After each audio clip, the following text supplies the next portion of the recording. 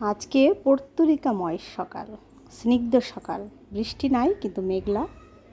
আর দেখো কি স্নিগ্ধ একটা সকাল, সারা সারা বাগান আর কি পর্তুলিকা ফুটে ময় হয়ে আছে। পর্তুলিকা সুন্দরীদের আজকে খুব ভালো লাগছে। বাচ্চারা আমাকে ডাকছিল, মা দেখে যাও কি সুন্দর, কত ফুল ফুটে আছে। সেজন্যই বললাম পর্তুলিকাময় সকাল। নমস্কার, কেমন আছো সবাই? টুইন বেবি অ্যান্ড মমসের আরও একটি ব্লগে তোমাদের স্বাগতম জানাচ্ছি। আজকে শুক্রবার, তো ঘড়িতে বাজে এখন 9টা বাজেনি এখনও আর কি, মেঘলা আছে। সকালের নাস্তাটা সেরে চলে আসলাম দুপুরি রান্নাবান্নাতে। পোলাও করব, আর রাইস কুকারে, তোমরা থাম্বনেল থেকেও বুঝতে পারছো। আর আমি সবসময় রাইস কুকারেই পোলাওটা করি, সেটা তোমাদের আমি আগেও বলেছি, আগেও অনেকবার শেয়ার করেছি। তো চালগুলো আমি ধুয়ে জল ঝরিয়ে রেখেছিলাম, আর আমার একটা চাল ধোয়ার সাজি আছে, ওটাতে পোলাওর চালও ধোয়া যায়। ধুয়ে রাখতে পারলে ব্যাস, আর কোনো ঝামেলা নেই। আর এই চিনি গুঁড়া চালেই রান্না করি আমি। এত সুন্দর গন্ধ, বাড়ি ভর্তি, মানে ঘর ভর্তি ময় হয়ে যাচ্ছে, কত দূর ঘরের গন্ধটা যায়। আর পোলাওর চালে কিন্তু গন্ধ না পেলে না খাওয়ার টেস্টটা আসে না। যতটা ভালো গন্ধ ছড়ায় ততই খুব মজা লাগে, কিন্তু যাই বলো। আর আমি মশলাটা খুবই কম দিই। আর এই চিনি গুঁড়া চালের প্যাকেটটা না, সেই ওই যে অ্যানিভার্সারিতে আনেছিল বাসায় রান্না করার জন্য, কিন্তু সেটা না রান্না করে আমরা বাইরে খেতে চলে গেলাম না, বাইরে ডিনারে গিয়েছিলাম, সেই প্যাকেটটা ছিল আর কি। তো আজকে প্যাকেটটা ওভাবেই ছিল, তো প্যাকেটটা খুলে আজকে আমি রান্নাম। তো চালগুলো ভাজি করে নিলাম কড়াইতে একটু গরম মশলা দিয়ে। আর আমি পোলাওয়ার চালের মধ্যে না খুব বেশি কিছু মশলা দিই না, শুধু দারচিনি আর এলাচটা ফেটে তেলের পরে দিয়েছি, গন্ধটা বেরিয়ে গেলে তারপরে চালগুলো দিয়েছি। কারণ আমার বাসায় বাদাম ছিল, নর্মালি চীনা বাদাম ছিল, কিন্তু দিইনি, বাচ্চারা খেতে চায় না, ভাতের মধ্যে কিছু পেলে ওরা ঠিক পছন্দ করে না। আর যেহেতু বাসায় আমরা নিজেরা খাবো, সেজন্য আমি আর দিইনি। আর নাহলে কাজু বাদাম, অনেক সময় চিংড়ি মাছ ঘরে থাকলে সেটাও দিয়ে দেওয়া যায়। তো আমি নর্মালি সাধারণভাবে ঘরোয়া বাসায় সবসময় ঝটপট পোলাও রান্না করি যেভাবে, সেটাই তোমাদের দেখালাম। আমি জলটা আগেই গরম করে রেখেছিলাম, একটু গরম জল দিতে করতে হয়, সেটা তো তোমরা জানোই। তারপরে দেখো রাইস কুকারের প্যানের মধ্যে আমি ভাজা চালটা দিয়ে দিয়েছি, সাথে আমি জলটা দিচ্ছি। জলের মাপটা হবে হচ্ছে চালের ডাবল হবে। চাল যদি 2 কোটো হয়, চাল হবে জল হবে কিন্তু কয় কোটো জানো? 2 কোটোর পরে আরেকটু দেবে আর কি। 1 কোটো চাল হলে 2 কোটো জল। আর যদি 2 কোটো চাল হয় তাহলে কিন্তু 4 কোটো জল দিবে না, তাহলে জলটা 3 কোটো দিবে আর কি। কারণ কম হলে দেওয়ার সুযোগ আছে, কিন্তু বেশি হলে কমানোর সুযোগ থাকে না, সেজন্যই। আর রাইস কুকারে তো এটা নিজের মতো করে করা যায়। তো ওর মধ্যে আমি চিনি দিয়ে দিয়েছি, লবণ দিয়ে দিয়েছি স্বাদ মতো, তারপরে আমি একটু নাড়িয়ে দিয়েছি। আমার বাসায় চীনাবাদাম ছিল, কিন্তু আমি দিইনি, কারণ বাচ্চারা না পছন্দ করে না। পেঁয়াজ বেরেস্তাও আমি সবসময় দিই না, কারণ আমার বাচ্চারা ভাতের মধ্যে কিছু শক্ত কিছু পেলেই ওরা পছন্দ করে না, সেজন্য আমি দিইনি। কিন্তু যদি দিতাম তাহলে ওদের থালে যখন ভাতটা দিতাম তখন ওগুলো আমার উঠিয়ে রাখতে হতো। আর রাইস কুকারে ঢাকনাটা বসায় দেওয়ার পরে এরকম একটা ঢাকনা থাকে, ওটা দেওয়ার পরে তারপরে কুকারটা আটকে দেবে। তারপরে দেখো সুইচটা আমি প্লাগটা দিয়েছি, সুইচটা এখন অন করে নিই। আর ওই প্লাগটার এখানের সাথে এটা, তারপরে আমি এখন তোমাদের দেখাবো যেটা ওই যে ধোঁয়া ওঠে, ওই যে ছোট্ট একটা নিচে পাইপ আছে না, ওটাতে ধোঁয়া ওঠে, আর এখানে একটা ফাঁকা আছে, এই ফাঁকাটা যেন ওর উপর থাকে, সেটা খেয়াল রাখতে হবে। হ্যাঁ, নাহলে কিন্তু ধোঁয়াটা উঠবে না, হয়তো অনেক সময় সমস্যা হতে পারে।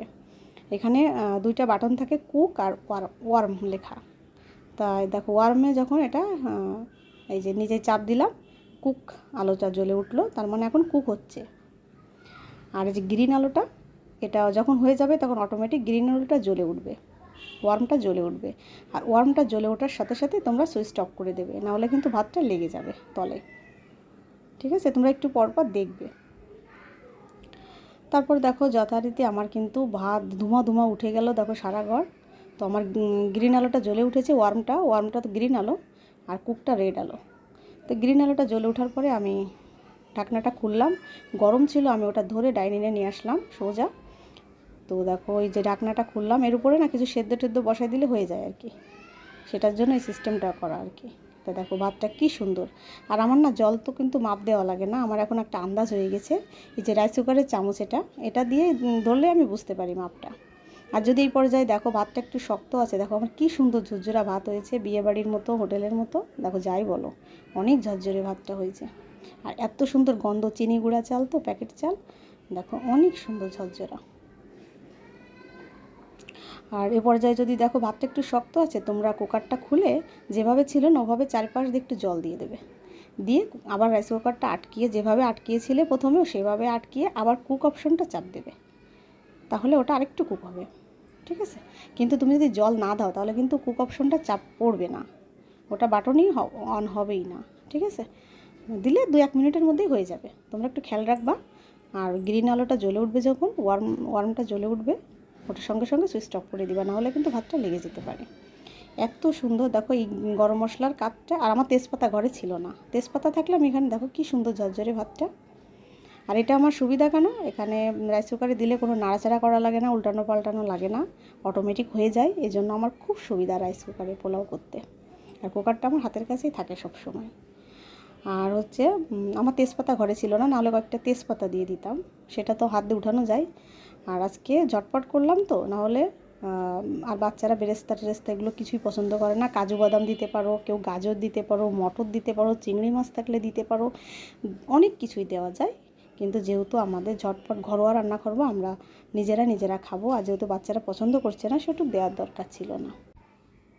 তোমরা পেঁয়াজ বেরেস্তা দেবে বা মটর দেবে, তেজপাতা দেবে, চিংড়ি মাছ দেবে, বাদাম দেবে, সে চীনাবাদাম হোক কাজু বাদাম হোক, যাই দিবে সেটা কিন্তু ওই যে জলটা দিলে না, গরম জলটা যখন, তখনই দিয়ে দেবে, হ্যাঁ। যখন লবণ দিয়ে, নুন, তারপরে চিনি যখনই দিলাম ঠিক তখনই দিয়ে ওটাকে নাড়াচাড়া করে দেবে, একসঙ্গে সব দিয়ে দেবে তখনই।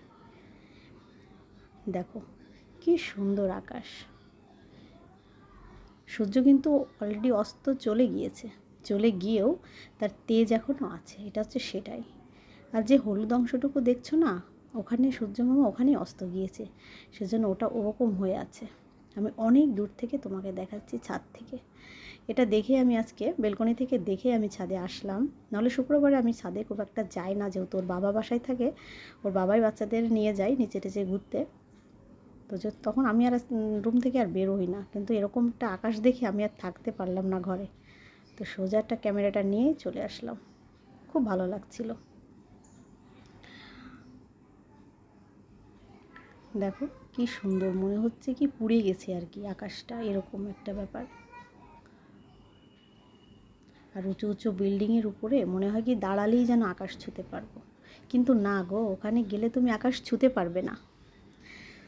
দেখো ওই বস্তাটা কালকে আসছে কুরিয়ারে, ওর বাবা নিয়ে আসছে, আর ওর বাবা কেটে ওটা বের করে রাখবে, বুঝতেই পারছো অবশ্যই কাঁঠাল খুলনা থেকে আসছে, আমার বাবার বাড়ি থেকে বাবা পাঠিয়ে দিয়েছে কুরিয়ারে। সেটা তোমরা 2 মাস ধরে দেখছো, সেটা তোমাদের মুখস্থ হয়ে গেছে আমি জানি। এই বছর 2 মাস ধরে দেখছো, গত বছরও প্রত্যেক বছর 2 মাস ধরেই দেখো তোমরা, আমি জানি। আসলে গাছের জিনিস একদম ফ্রেশ জিনিস, যতদিন গাছে থাকে ততদিন বাবা পাঠাতেই থাকে। তো ভাবছিলাম হয়তো শেষ হয়ে যাবে, তো এখনও শেষ হয়নি, যেহেতু এবার কাঁঠালটা মনে হয় দেরিতে হয়েছে, তো সেজন্য এখনও আছে গাছে। সেই আষাঢ় মাস থেকে পাঠাতেই আছে, আর আমরা খেতেই আছি। আর এখন প্রায় শ্রাবণের শেষ, জুন জুলাই যাকে বলে, 2 মাস ধরে খাচ্ছি গাছের জিনিস, এভাবে একদম ফ্রেশ জিনিস। শহরে আসলে ফ্রেশ জিনিসের খুব আসলে বাড়ির গাছের জিনিস খাওয়াই আলাদা, কিন্তু পাঠাতে তো ঝামেলা আছে, অনেকটা ঝামেলা হয় পাঠাতে, কষ্ট হয়, আবার খরচটাও বেশ নিতান্তই কম নয়। তো যাই হোক 2 মাস ধরে পাঠাচ্ছে, বাবাই পাঠায় প্রত্যেক বছর, এরকম 2 মাস ধরে পাঠাতেই থাকে, যতদিন গাছে থাকে ততদিন পাঠাতে থাকে 2টা-3টা করে। তো কষ্টও হয়, তো প্রত্যেক বছর আমরা এভাবেই, বাজারে কেনাটা খাওয়া লাগে না আমাদের। তো বন্ধুরা অবশ্যই লাইক করো, আর অবশ্যই কমেন্ট করে জানিও তোমাদের রাইস কুকারে পোলাও রান্নাটা কেমন লাগলো, অবশ্যই কমেন্ট করে জানিও। ভালো থেকো, সুস্থ থেকো, টাটা।